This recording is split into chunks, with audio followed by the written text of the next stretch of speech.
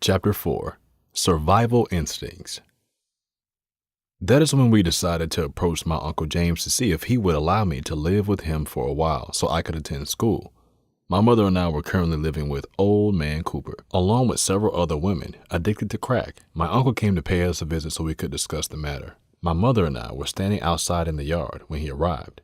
We stood by the passenger door of his truck and chatted. My mother asked him mundane questions until finally she found the nerve to ask the big question. We asked if I could live with him temporarily to finish up my 8th grade year. My uncle answered with the most unconcerned and underwhelming response. "I'm not sure. I had to get back with you regarding that." That was the first and last time we discussed it with him. We knew my uncle and the rest of our family hated us, but since we were living in the street and had been homeless for quite a while, we thought that even a heart of stone would be softened by our plea for help. But this setback did not stop me from going to school. I spoke with my principal, explaining that I had a family emergency that caused me to miss a number of weeks. Thankfully, Principal Wesley allowed me to attend class for the remainder of the academic year. I was glad I went back to school. Now I could see my older brother every day.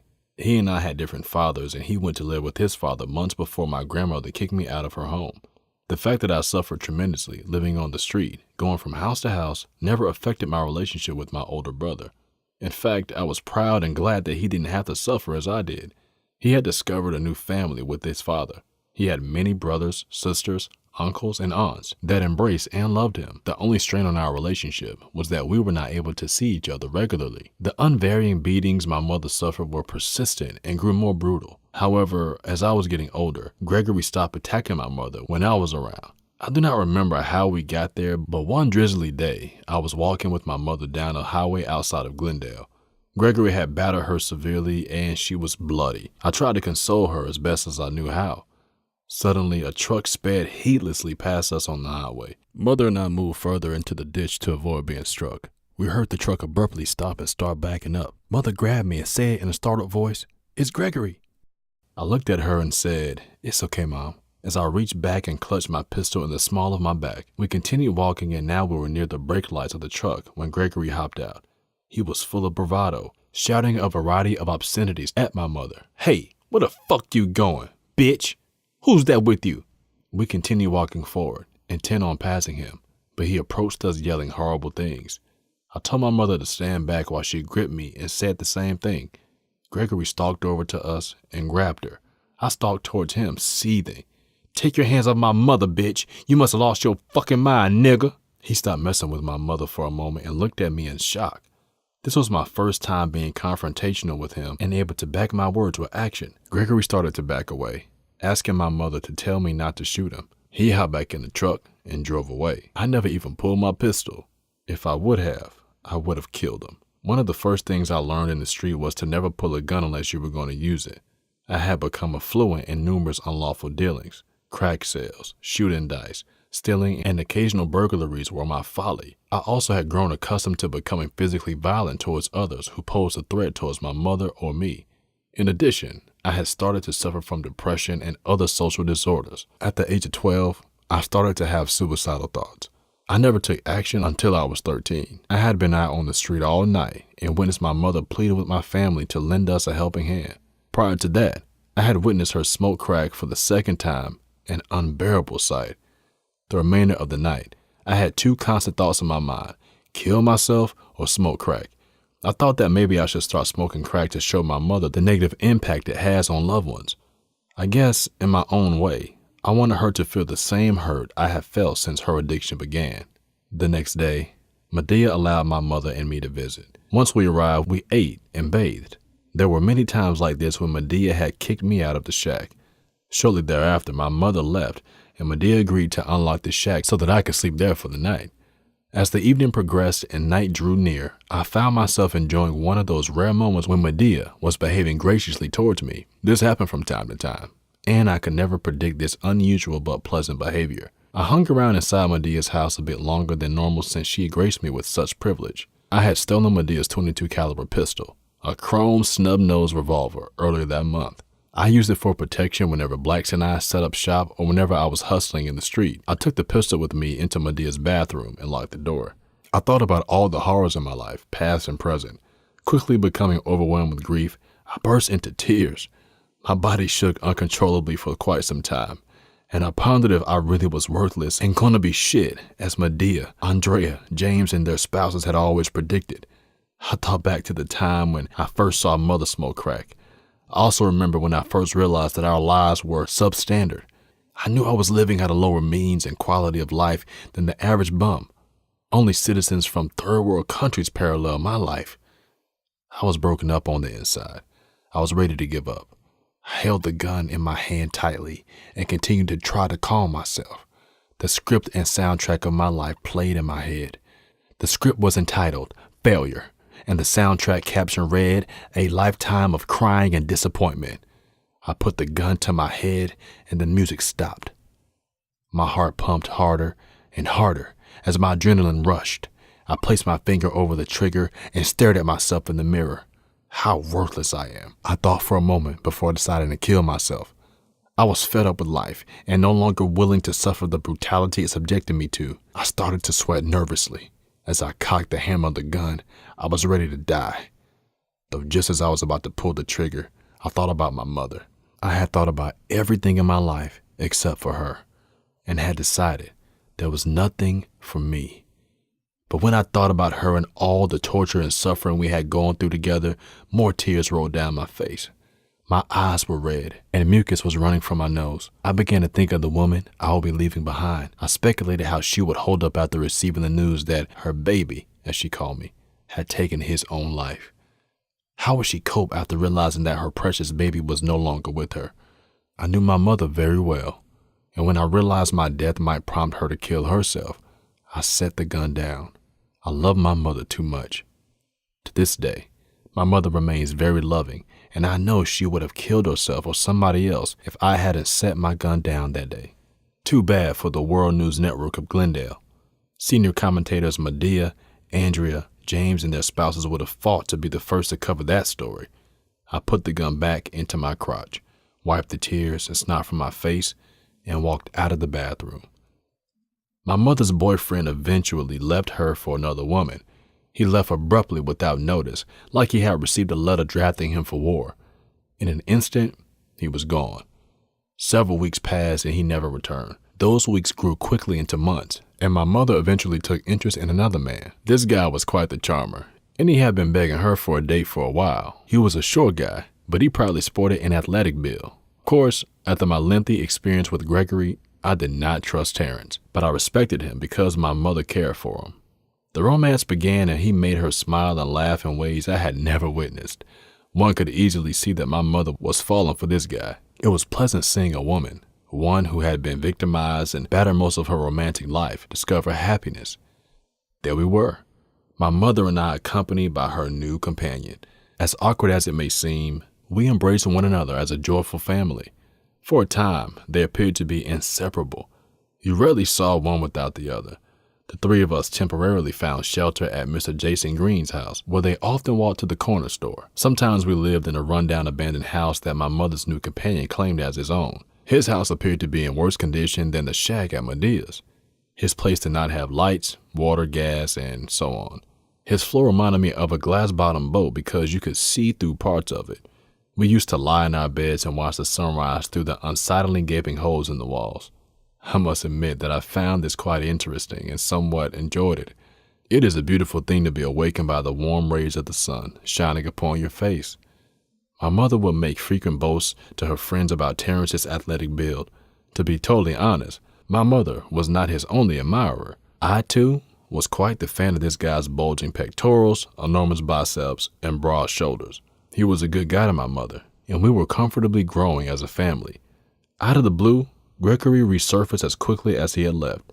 He came back about 3 months later to proclaim his love to my mother. The sight of this man made me very afraid for her safety. 6 months earlier, while defending herself against one of his attacks, my mother sustained a severed artery to her left forearm. She could have bled to death. I vividly recall my mother telling me that Gregory had cut her arm with a broken beer bottle, but later she recanted, saying she had mistakenly cut her arm herself. I know what you're thinking. That's one hell of a mistake. My sentiments exactly. The irrefutable fact about the matter was that my mother had nearly died from her injury. The day Gregory returned, We were in Terrence's brother's truck in the driveway of Mr. Jason Green's house. I suppose we were getting ready to hang out that night or stay the night at Terrence's palace. Terrence was standing by the open driver's side door. His brother was sitting in the front passenger seat and my mother was sitting directly behind him in the rear passenger seat. I stood there in a trance in the truck bed watching Terrence talk to my mother's crazy ex-boyfriend. Gregory began to yell and shout louder and louder at them. What shocked me the most was that Terrence, who posed as the pillar of the community, was afraid. Gregory knew this and grew more aggressive. He tried to persuade my mother to get out of the truck by picking up a solid wooden pole about 5 feet long. I yelled, "Stay inside the truck.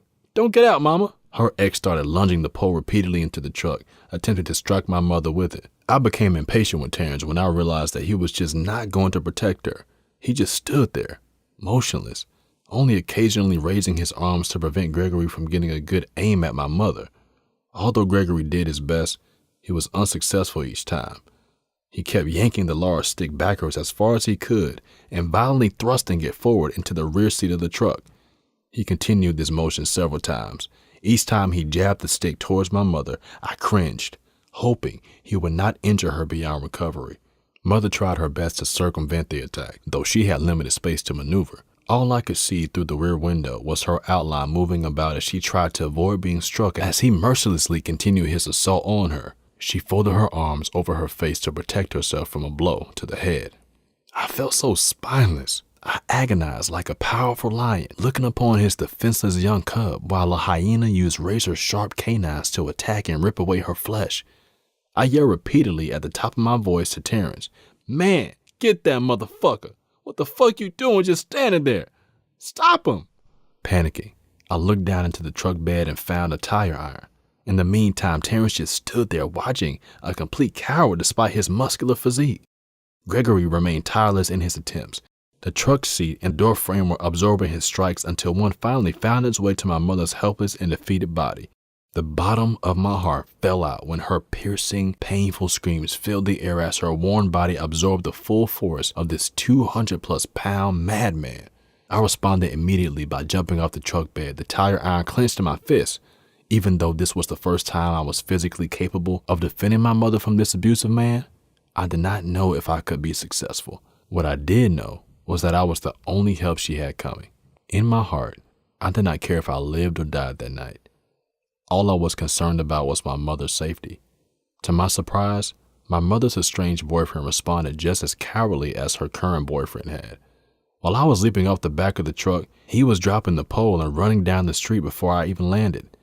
Unfortunately for him, he misunderstood my actions. I was not trying to scare him away, but was ready to inflict upon him the same kind of pain and injury he had dedicated towards my mother since I was 7. I landed awkwardly, skidding in the gravel. Even though my feet were not positioned properly underneath me, I did not hesitate in taking off in a sprint. I ran as hard as I could to catch up with Gregory. My mother began to shout, "Brandon, stop! Brandon, stop! Come back!" Her heart fluttering and gasping for breath, she continued to call out as she watched me disappear from view. Although I had grown to become like my environment and behaved as any other criminal, my mother still saw me as her innocent little boy. Her pleas for me to stop were not because she was afraid I might murder her ex-boyfriend, but because she feared he might kill me. Behind me, Terrence had finally mustered up some courage and started running at the mother's ex-boyfriend as well. Suddenly, I was thrown violently to the ground. All I could hear were these frantic cries of my mother. I was so focused on keeping my eyes fixed on Gregory that I had tripped and fallen onto the gravel driveway. I later discovered that I had lost an 8-ball of crack, 3.5 grams of crack, and a couple $100, all of which had been folded into my sock. Burning with adrenaline, I bounced back onto my feet and continued to give chase. At this point, both of them were well ahead of me, and I quickly realized that I could not possibly catch up with them. As I ran, I began surveying my surroundings for an alternate route. I observed the direction they were running and realized that I could cut them off. The only thing that stood in my way was a steep ditch in a heavily wooded area about 100 yards in depth. I soon found myself barreling into the ditch and stumbling down its vertical surface while fighting to keep my balance. I ran through the wooded area, getting whipped and snapped by its assortment of brushes, branches, and vines. As I struggled my way through the thicket, I started panicking. Despite my Herculean efforts, neither Gregory nor Terrence were in sight. Just as I was screaming out, "Damn, I lost them!" I saw Gregory careening through the woods in front of me. My spirits rose as I watched him lose his balance and fall down several yards away. Seconds later, I saw Terrence run up. As Gregory struggled to his feet, Terrence wrestled him back down to the ground. Terrence straddled Gregory's waist, keeping him pinned. I slowed down and started walking towards them as Terrence started yelling and shouting at his captive. I was disgusted with Terrence, thinking, what the hell is this fucking idiot doing? I ran over and took several swings at Gregory with the tire iron, mostly striking him in the head. Terrence immediately jumped off and started running away. But I was not done. I planted my feet firmly on the ground and struck Gregory with a heavy blow. This time, it was direct and effective, landing on his face. I suppose someone could say that just as Gregory had succeeded in delivering the ideal blow to my mother minutes earlier, I had landed one as well. I stood over him in complete dominance. I raised the tire iron and struck him again, delivering the ideal blow once more. The dynamic of metal and bone meeting sounded much like an axe being swung mightily into a solid piece of wood. Realizing that I had no intention of stopping, Terrence had returned and was begging me to leave. He and I ran to safety, leaving behind the man who had been responsible for torturing, dehumanizing, and battering my mother for years. As I ran, the overwhelming burden of the many years of witnessing and enduring his merciless attacks lifted momentarily. I was satisfied now that he lay in the dirt, powerless, empty, and defeated. As I ran, I shouted to Terrence, "That motherfucker won't hit my mama anymore." We had left him there, alone and bleeding, not knowing whether he was dead or alive. We ran out of the woods, retracing the path where I had gained entry, but for some reason, I did not fall or stumble leaving. Terrence and I made it to the main roadway and raced back to his brother's truck. His brother and my mother were still there, waiting for us. My mother was shaking uncontrollably. Although I assured her that everything was okay, she continued to tremble and cry. As we drove away, Terrence advised me to throw away the tire iron. Terrence's brother stopped the truck. I got out and threw my weapon into a small pond. Then, when I got back into the truck, my mother looked at me with a silent, unfamiliar stare, and she started shaking more violently while continuing to cry. I did not understand what was happening, but I attempted to calm her. Once again, I told her, "Everything is okay. He won't hit you again, Mama." She continued as she was for a while, but then calmed down a little once we reached my Uncle Isaiah's home in Memphis, about 40 miles away from Cherry Hill. We had decided to hide at his home while we discussed and planned my next course of action. I had just murdered a man, and I was only 14. We wrestled back and forth for a while with different ideas. I was encouraged to flee. My uncle advised me to leave the state. I had a distant cousin in Houston, Texas, and we discussed whether or not I should move there in order to get a new start. My mother was devastated by this possibility, telling my uncle that her baby could not move to Houston by himself. Mother and I discussed turning myself into the police.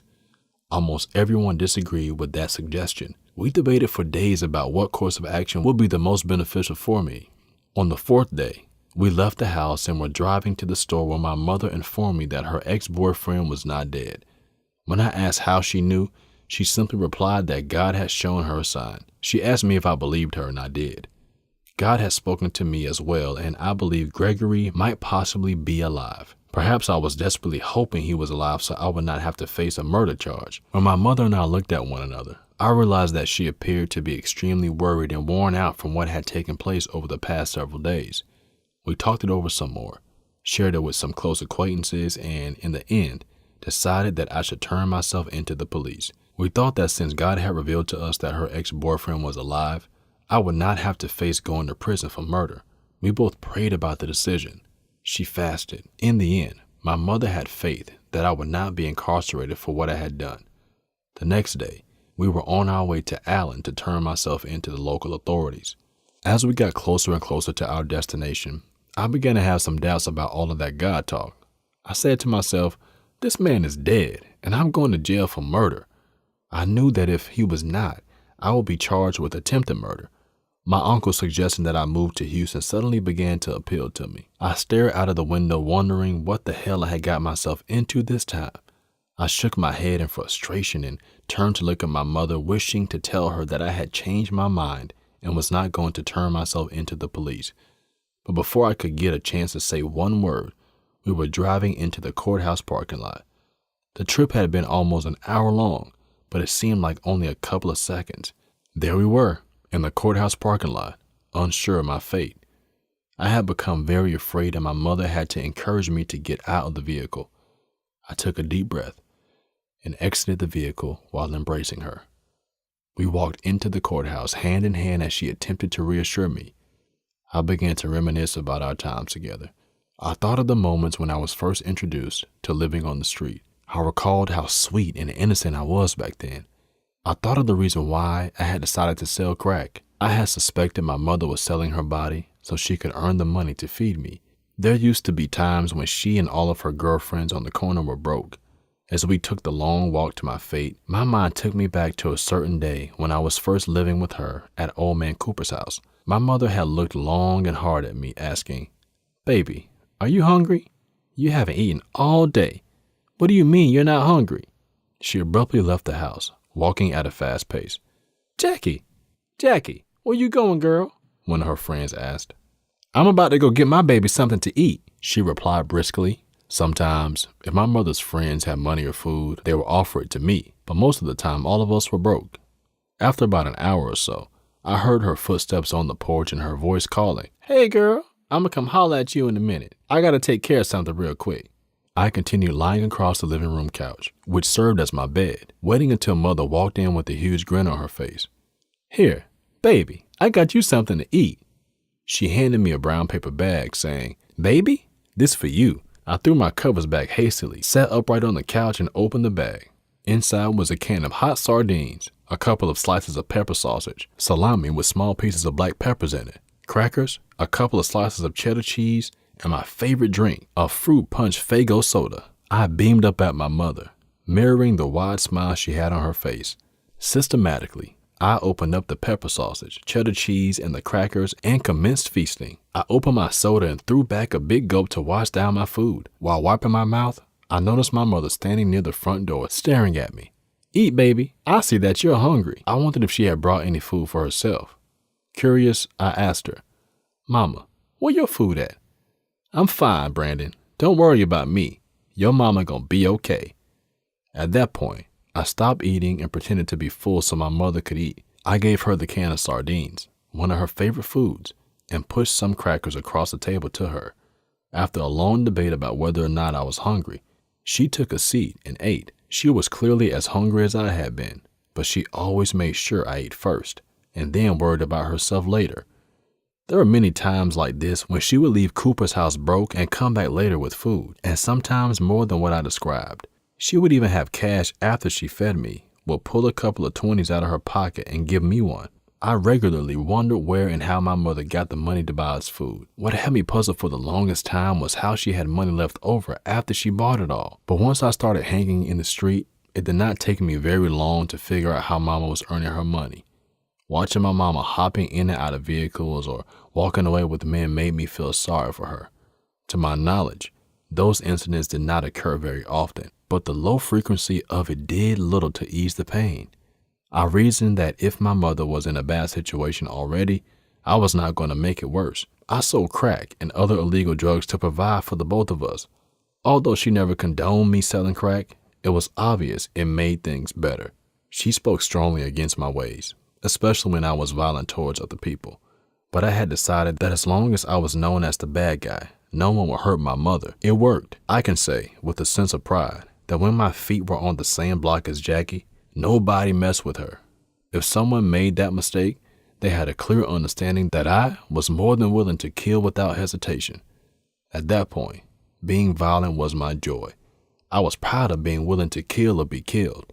My reputation made many people respect my mother. Back at the courthouse, the freshly painted walls and the trustees milled about. For a moment, they tamed the anger and rage boiling within me. I took on a new temperament, one that was slow to anger, one that wanted only to be a free man. I had searched for me, and I found myself. There we stood together, I, myself, and me.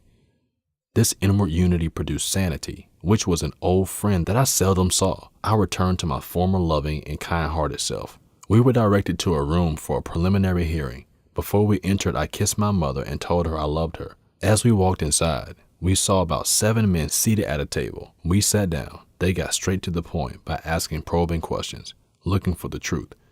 I was silent as my mother spoke, retelling the story of her abusive relationship with Gregory. All of the men sat there and listened intently as she told the story perfectly, and as she spoke, the men seemed to become more at ease and less abrasive.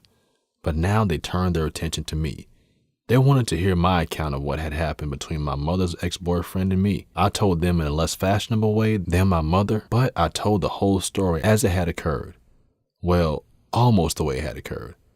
I definitely did not tell them that I lost an 8-ball of crack. All of the men huddled in a corner together and spoke briefly amongst themselves. They asked us to step out of the room. While we waited, I came to terms with going to jail and being incarcerated for a long time. However, I hoped I would somehow be allowed to be free rather than be imprisoned. Soon, they opened the door and invited us back inside. We all sat back down at the table. They questioned us again, but this time they seemed to want to confirm what they had already stated. We reaffirmed our testimony to the men while they cast unreadable stares over us. I could not tell if they believed us or if they thought we had fabricated the story. Both of us were scared and besieged with fear. One of the men said, "Have a good afternoon, Miss Jackie. You and your son are done." We were petrified and did not believe what we were hearing, so we both remained seated. The gentleman said once more, "Miss Jackie, you are free to go." My mother then asked the man, "Is that it?" Then another man addressed her. "Yes, you two are free to go. You went through enough, Miss Jackie." I studied the man speaking and the others as they were sitting. They appeared to be smiling at us.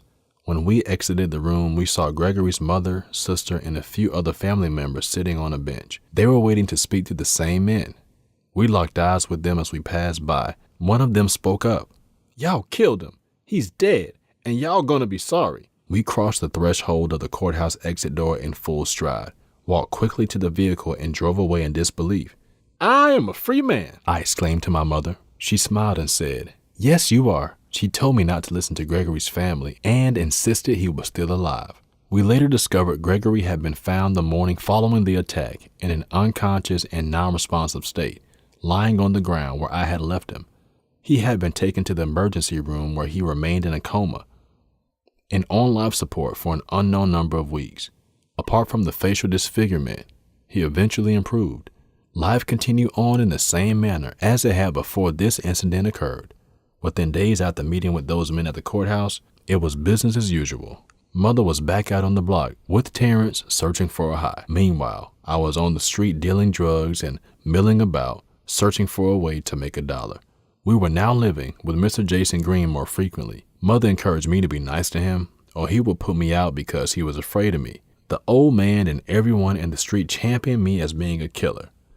I told everyone who asked me about what happened to Gregory that he had survived, but they chose to recognize me as a murderer anyway. They believed, as I had for nearly a week, that I had killed him. I could not believe so many people would embrace such violent behavior, nor could I fathom that they would rejoice at a life being taken. But when I really looked closely at the situation, I realized that those who were hailing me as a hero for my actions knew our struggle and felt our pain. Some of them were there the time Gregory almost murdered my mother. They were also present the countless times he beat her unrecognizably. They saw my older brother and I cry when she was being attacked. At times, people stopped Gregory from beating my mother, but she had no help behind closed doors, where most of her beatings took place. Who was there to protect my mother? No one could protect her, not even me. It was amazing how people reacted to me in the aftermath of my madness. I was highly esteemed by all of my fellow crack dealers, robbers, murderers, and prostitutes. Many people revered me as if I were a national figure because of my violent behavior. For nearly taking someone's life, that was like poison to me. The people around me were thirsty for violence, so I felt compelled to deliver it. They wanted more violence because they were intrigued by it. That is only a snippet of the kind of ills that have been integrated into the conscience of today's society. Sex, drugs, and violence can easily be found in television, movies, and in our children's video games. My mother had suffered tremendously and had endured this brutality far too long. I personally believe that if my mother had rekindled the old flames with her ex-lover, he would have burned her to death with them. She would not be alive today if she had reestablished contact with him. Although I had little remorse for what I did, I became paranoid and concerned about my safety. The man I nearly killed had many friends who were just as violent. I normally carried a handgun in my pants or held a razor underneath my tongue for protection. This practice only intensified as I grew wary of others and feared for my life. Even though I received great merit in the street, I was faced with the same reality that had always haunted me. I was homeless. I carried that same shame whenever I entered the school campus as I did when I was younger. My mother's addiction began to weigh even more heavily on my heart. I even questioned myself and thought about quitting. Not school this time, but I was contemplating getting out of the dope game. I wanted better for myself. But the more I thought about quitting, the more I felt I could not quit. I knew quitting would mean no money, no respect, and no protection for my mother. When someone thought of hurting mama, they knew she had one crazy-ass son to deal with first. There were times when I shared the block with my mother that she became somewhat of a bully. Although bullying someone is not a favorable thing to do, I found a sense of appreciation in her actions. The hunted have become the hunter. I often interfered and talked my mother out of altercations. I did this to spare myself the trouble of having to hurt someone. My violent and evil thoughts began to escalate. My mother often told me to love and to be nice to people. I took opposition against those I knew preyed on the weak. I hated people like that because when I was introduced to the street life, I was the weak one being preyed upon. Therefore, when I saw someone being walked over or intimidated, it enraged me uncontrollably. I could not bear the sight of such turmoil. I was very affectionate to such people and wanted to guard and protect them in the same way I did for my mother. I was successful in the street. When it came to deception, I was a master in the yard. I went as far as reestablishing contact with my mother's ex-boyfriend and his family. I spoke to Gregory on different occasions because I wanted him to think I was not cautious of him. I knew I could use this to my advantage if it was needed at some time in the future. Sadly, the truth remains that I loved him just as foolishly as my mother did. The reason I loved this man was because he was the only father I had ever known. Mother's ex-boyfriend was very cunning. Like most abusive men, his unearthly swagger and way with words compensated tenfold for his lack of physical appeal. Moreover, he was a very hard-working man. Even when he and mother smoked crack, he managed to hold a steady job. In fact, he took care of us to some extent when we all lived together. It was always impressive to me that whatever job he held, he was always the boss's favorite. As a born-again laborer of Christ, I understand how God characterizes love. The worker labors after what he loves. So how did my mother's ex-boyfriend define love? And did it match God's definition? Love is patient and kind, and love does not envy or boast. It is not arrogant or rude. It does not insist on its own way. It is not irritable or resentful. It does not rejoice in wrongdoing, but rejoices in the truth. Love bears all things, believes in all things, hopes all things, and endures all things. Love never fails. The Apostle Paul, 1 Corinthians 13, 4-8. After observing the words of Apostle Paul, I am sure we can all agree that love is good. How do you or your spouse define love? The love that the Apostle Paul described in his letter to the church of Corinth is not the kind of love my mother's ex-boyfriend held of her. He loved her by his own definition of the word. Let us observe what love means to an abusive man. Love is not patient or kind. Love covets another person's spouse. It insists on its own way, or you take the highway. It rejoices and delights in wrongdoing, but becomes violent when the truth comes out. Love hurts all things, beats all things, betrays all things, and ignores your constant cries for help. I conceal my hate with my physical appearance and my bank account. I will deceive you every time, as you are not wise enough to look beyond the surface of things. You are always distracted by my handsomeness.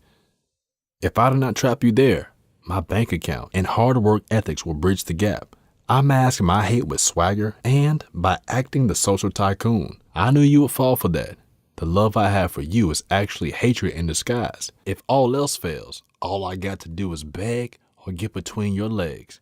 Then I'm inside your head. The words of an abusive man. We have been made aware of some of the attributes of this counterfeit love. We can understand love and its characterization. We can also understand how both God and abusive men define it. You should contemplate what you long for in your life. Ponder on the desires of your heart. We all want to be loved in the right way.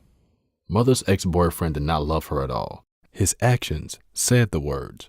His actions declared that the love he had for my mother was actually hatred in disguise. If the shoe fits, wear it, was something my mother used to say. But what if it does not fit? What are you supposed to do then? Imagine yourself walking into your favorite department store. You are in search of the perfect pair of shoes that you plan on wearing to a conference that night. The conference is scheduled to begin promptly at 7 p.m., and you are only a few blocks away from the venue. Unfortunately, time has gotten away from you, and it is already 6:43 p.m. You and a few of your girlfriends are browsing through the size 8 section for something for your beautiful feet. You notice a pair of tan heels that you like. Slipping them on, you strut down the aisle. They look wonderful.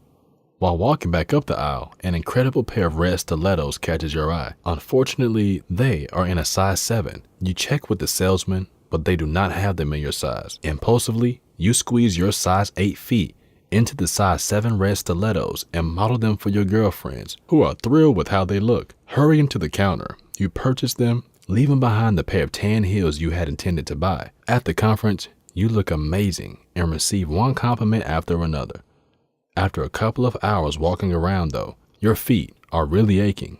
You take a seat immediately, carefully peeling off your fabulous red heels. You are a bit alarmed to see that your toes are crooked in every direction as if they were professional contortionists. You reach down and rub your worn out, painful feet, attempting to soothe them. Just as you are thinking about pulling out the flat stowed in your purse, someone walks over and compliments you on your stilettos and inquires where you bought them. You smile and reply coyly, "These old things, I pulled them out of the back of my closet." "You have first-rate taste. I love those heels. You look good tonight, girl." "Thank you." That was enough motivation for you to forget about those flats in your purse. So you slipped those heels back on and proudly walked around in them for the rest of the evening. The mere sight of you was visually arresting. Your girls even got a little jealous because of all the attention you received, but they never knew how bad those shoes were hurting your feet. With respects to men, the message I'm trying to convey is quite simple. Everything that looks good on you ain't good for you. Would you mind being the lady enduring the conference, bearing the profound pain in those red heels? She could have worn the tan ones and looked just as good. Plus, the red shoes were knockoffs. Counterfeit love, anyway. Mother and I started spending time in Allen with her boyfriend, Terrence. Laughter and cigarette smoke filled the air. It was my mother and her new love. They went everywhere together. He was gaining her trust, love, and affection. On many occasions, Terrence told us about a huge lawsuit he had filed after he was injured just a few months before he met my mother. He had been hurt on a job somewhere in Memphis, and the company was getting ready to pay out a handsome settlement. A large sum of money like that would take us off the street and move us into a house of our own. Mother and I celebrated, telling one another our struggle was near its end. Our hearts were besieged with joy. We were happy with just the thought of having a place to live. She promised to get clean while I assured her I would stop selling crack and being a criminal. We resolved to be better people. "Any day now, my big settlement is coming," Terrence would exclaim a bit too often. After a period of time had passed with Terrence talking about when my money comes in, I began to question his story. I asked my mother if she really believed Terrence was getting a settlement. I told her I did not think he even had a lawsuit filed. Out of frustration, my mother assured me that he did. She told me that Terrence loved us and encouraged me to trust him and not to be so paranoid. I sighed slightly with my chin buried in my chest and complied. Yes, mother, I guess so." In the meantime, Terrence and my mother continued with their passionate drug-fueled relationship. I felt like I had taken a back seat in my mother's life for the first time. I'm not saying he came between us by any means, because that would simply be untrue. I think my selfishness and insecurity provoked me into feeling apprehensive about Terrence. The poor woman had finally found love, or so she thought, and I ought to have been supportive of her. She had found a new love, one that did not punch or kick her like the love to which she was accustomed. This was a moment of peace in our lives. The mad and crazy temperament I had developed was starting to subside. I tried to uphold some of the things I had promised my mother, like going to school more often. Although I missed many classes and had poor attendance, I did not quit. My mother's girlfriend seemed to trust me for some reason, though I could not figure out why. They, like my mother, thought I was something special, and this gave me hope. I had hope that maybe I would not be a failure in life. I had hope that someday I would make something of myself. That hope compelled me to go to school as much as I could.